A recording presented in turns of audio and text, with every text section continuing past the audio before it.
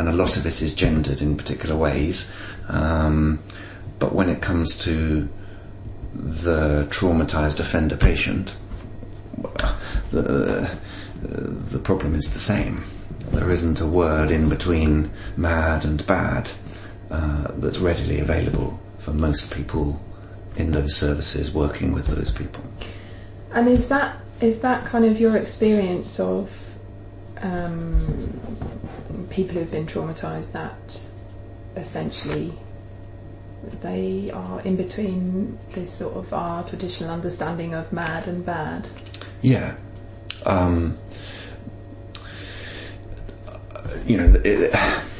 It's I need to qualify the position because I'm not particularly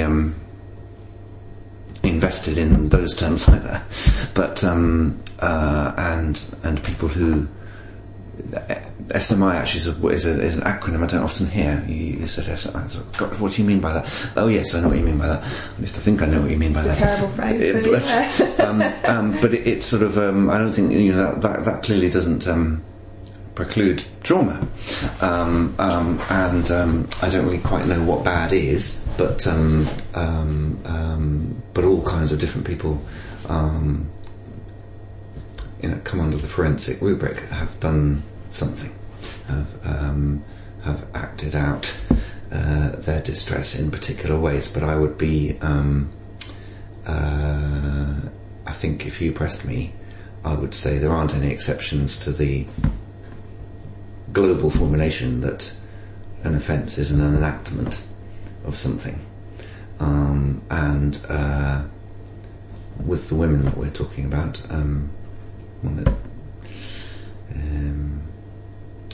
you don't have to be an archaeologist to sort of start to come across some of the things in histories and generationally transmitted histories that they're being enacted in this particular way.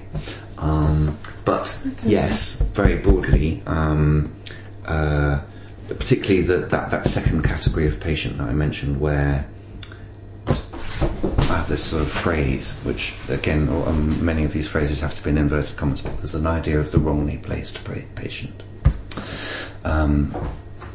In my observation and experience, the wrongly placed patient is the one that's in whom the difference is located.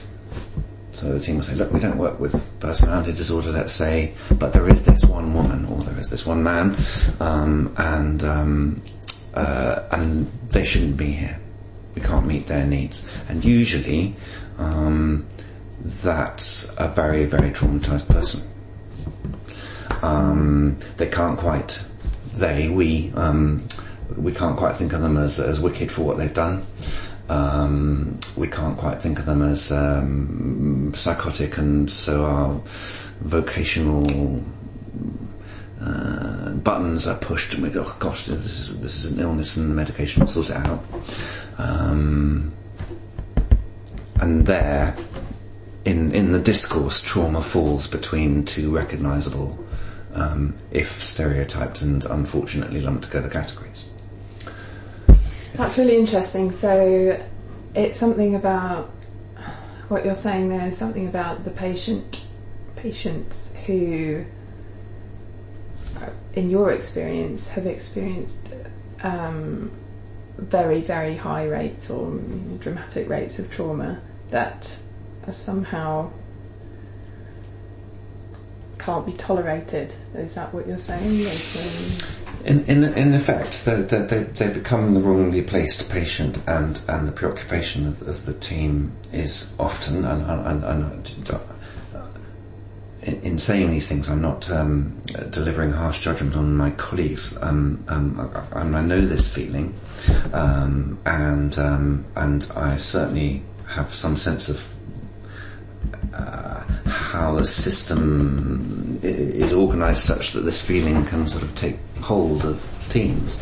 So, I'm not sort of dismissing people when I say this, but the preoccupation of the team becomes with the wrong placement, not with the distress or the possible causes of the distress. But, oh God, this person is in the wrong house, and an awful lot of work, or an awful lot of emotional work,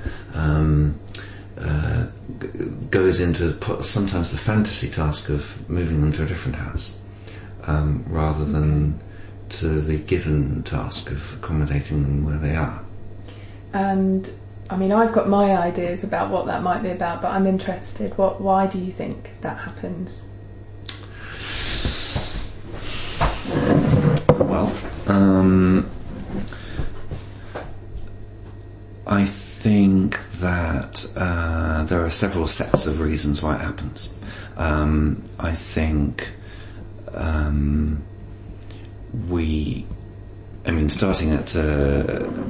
starting at the deep end of the pool,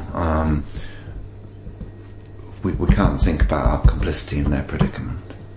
We can't think about the horror of what's happened to them, and we can't think about the possibility that we did that to them societally. We were complicit of it, or we are the bystanders in the drama, if you understand. In the script, we're the bystanders, or the Theban chorus. Sort of, it pays us not to look. I knew the Greeks would get in there somewhere.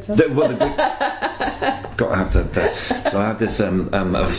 Dear recorder, I have this theory about the Theban chorus in all systems of care, that which is the townspeople of Thebes, who, of course, knew perfectly well that there was something fishy about Oedipus turning up just as the king had died, and got rid of the Sphinx and. All those tangles with Jocasta, but he brought prosperity, and so they just sort of couldn't notice the incestuous tangle in the story, even though they knew it.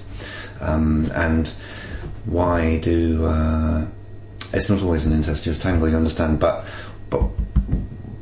it often is with this population, tragically, and don't know. At one point on the continuum, why do they become the wrongly placed patient? Because if they're rightly placed, then we need to take cognizance of this, and we can't bear it. Interesting. Yeah, so that would be my interpretation, if you like. Yeah, no, that's really helpful. I mean, there's all.